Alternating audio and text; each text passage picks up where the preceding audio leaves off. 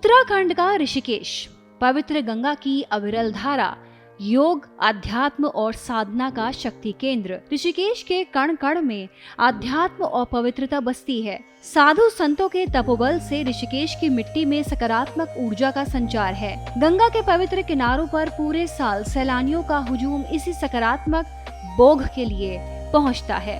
लेकिन अब ऋषिकेश का संत समाज ऐसे पर्यटकों का विरोध कर रहा है जो ऋषिकेश की पवित्र वादियों में नशेबाजी और नग्नता की नुमाइश से बट्टा लगा रहे हैं।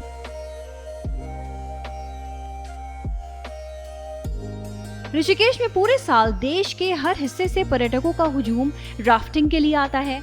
इसमें ज्यादातर युवाओं का समूह होता है। राफ्टिंग के चलते ही ऋषिकेश पिकनिक के लिए सबसे पसंदीदा जगहों में से एक माना जाता है। लेकिन इसी की आड़ में कई पर्यटक शराब और शोर शराबे से आध्यात्मिक नगरी में अपवित्रता फैला रहे हैं। गवाही गंगा के किनारे पड़ी शराब की ये बोतलें दे रही हैं। संत समाज आस्था की नगरी को दूषित कर रहे पर्यटकों की ऐसी हरकतों से खफा है। भागीरथी धाम के संतों की शिकायत है कि ऋषिकेश में हमेशा साधक अपनी साधना में लीन रहते हैं, जहां पर्यटकों की मस्ती खोरी ऋषि मुनियों की तपस्या में बाधा बन रही है।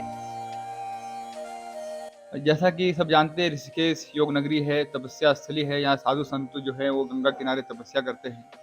उसके बावजूद भी यहाँ भक्त आते हैं, टूरिस्ट आते हैं। क्यों आते हैं? कि कुछ शांति प्राप्त करने के लिए। जो संतों के शरण में आते शांति तो मिलती है, लेकिन जो टूरिस्ट के उद्देश्य से आते हैं, जैसे राफ्टिंग हो गया और अन्य पिकनिक जैसा कुछ उत्सव मनाने के लिए, तो यहाँ आपने देखा होगा कि राफ्टिंग के आड़ में शराब पीकर भी मैं देखा हूँ जाते हुए।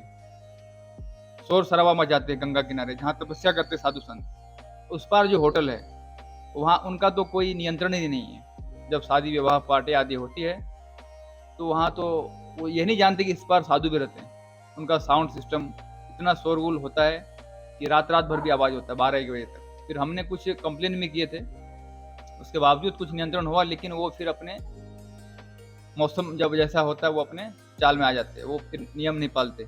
ऋषिकेश के लक्ष्मण झूला, स्वर्गाश्रम और आसपास के इलाकों में बड़े पैमाने पर राफ्टिंग का व्यवसाय किया जा रहा है। इसी के चलते दुनिया भर से सैलानी ऋषिकेश पहुंचते हैं। गंगा के पवित्र किनारों पर योग, ध्यान और आध्यात्मिक शांति के लिए लोग पहुंचते हैं। लेकिन पवित्र नगरी के पर्यटन स्थली बनने से यहाँ के आध्यात्मिक माहौल में अपवित्रता फैल रही है। पर्यटक तो बढ़ रहे हैं, टूरिज्म बढ़ने से सरकार को फायदा भी हो रहा है, लेकिन विकास की तस्वीरों के बीच ये तस्वीरें भी वो कड़वी हकीकत है जो ऋषिकेश में नजर आ रही हैं।